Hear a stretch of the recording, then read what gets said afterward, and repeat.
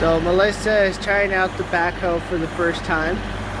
I'm making sure I'm staying out of the boom swing here. How do you make it go like that? That your right hand joystick, left or right. That's your curl, bucket curl. There you go. Yeah.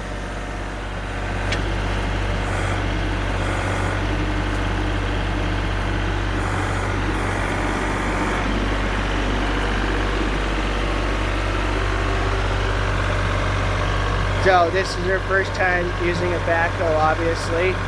It does take about a week of using them to really start getting the hang of them. But, so yeah, she's learning how to use the backhoe. So.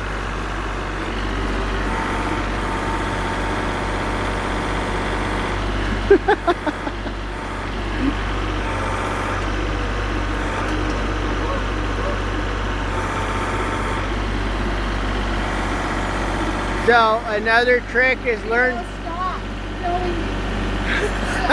No.